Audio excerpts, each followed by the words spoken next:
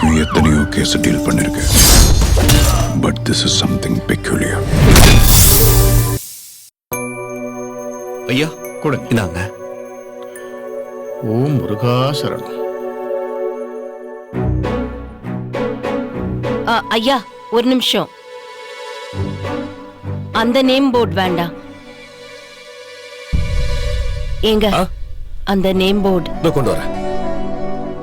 இந்தாங்க தம்பி.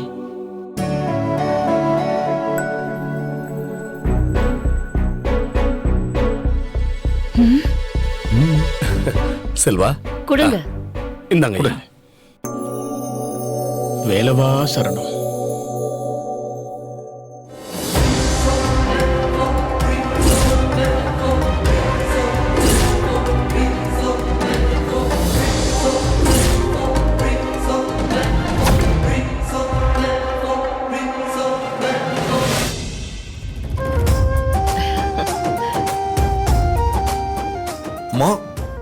இந்த பேரு தான் வைக்கணும் அபி.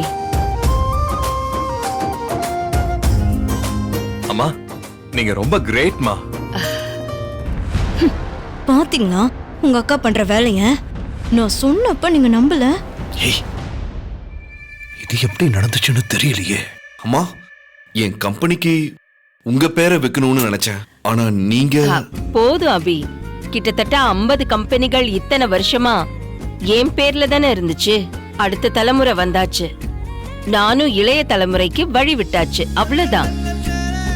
அம்மா திடீர்னு ஏமா இப்படி? மகனே, ஒரு கட்டத்துக்கு மேல உன்னையே நம்பி வந்தவ உன் பொண்டாட்டி.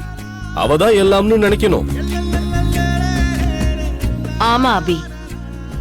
எப்படி உங்க அப்பா அவரோட பிசினஸுக்கு என் பேரை வச்சு எனக்கு ஒரு தொடக்கம் கொடுத்தாரோ, அதே போல உன் பொண்டாட்டி பேரை வைக்க சொல்லி உனக்கு ஒரு தொடக்கம் கொடுக்கறது தான் நியாயம்.